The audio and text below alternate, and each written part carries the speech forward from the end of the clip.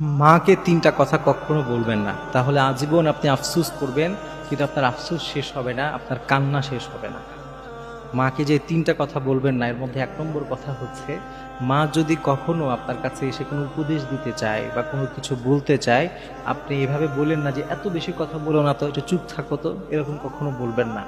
কারণ আপনার এই মাই সেই মা, যেই মা আপনি যখন কথা বলতে পারতেন না, আপনাকে কথা বলা শিখিয়েছে। ওই মাকে আপনি কি করে আপনি বলেন যে, "তুমি চুপ থাকো।" কিন্তু আপনি যেই ভাষায় চুপ থাকতে বলছেন, ওই ভাষাটাও আপনার মায়ের শেখানো। এজন্য কখনো মাকে চুপ থাকতে বলবেন না প্রিয় ভাইয়েরা। মনে রাখবেন যে মা যে কি যেদিন হারিয়ে যাবে সেদিন বোঝা যাবে। কিন্তু অনেকেই আছে দেখবেন মাকে প্রচণ্ডভাবে গালিগালাজ করে, রেগে যায় যখন অনেক সময় মা বাবারা যদি কোনো ভালো পরামর্শ দিতে চায়। অনেক যুবকেরা আছে তার সেটা ভালো লাগে না, মাকে বকাঝকা করে। আছে না নাই বলেন? কিন্তু আপনি যে মাকে বকাঝকা করছেন, যেই মুখে যেই শব্দে চয়নে যেই ভাষায় আপনি আপনার মাকে বকা দিলেন, আপনার সেই ভাষাটাও আপনার মায়ের শেখানো। এজন্য ১ নম্বর হচ্ছে, আপনার মা যদি আপনাকে কোনো উপদেশ দিয়ে আসে, কখনো তাকে নিষেধ করবেন না। আপনি মাথা নিচু করে চুপ করে শুনবেন। এটা আপনার ১ নম্বর কাজ। এরপরে ২ নম্বরে মাকে কখনোই আরেকটা কথা বলবেন না।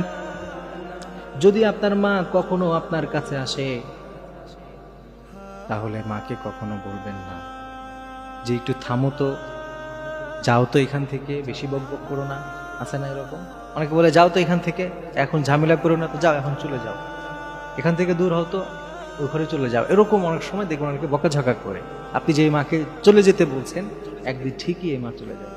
কিন্তু যেদিন আপনার মা চলে যাবে, যেদিন আপনার মা থাকবে না আপনার লাইফে, সেদিন আপনি আসলে বুঝবেন যে মা কি ছিল, আপনি কি হারিয়ে ফেলেছেন। এজন্য কখনো কোনো অবস্থাতেই রাগ করে বলবেন না যে, "মা চোখের সামনে থেকে যাও, দূর হয়ে যাও, আমার কাছে এখন এসো না, আমাকে একটু একা থাকতে দাও।" কখনো বলবেন না।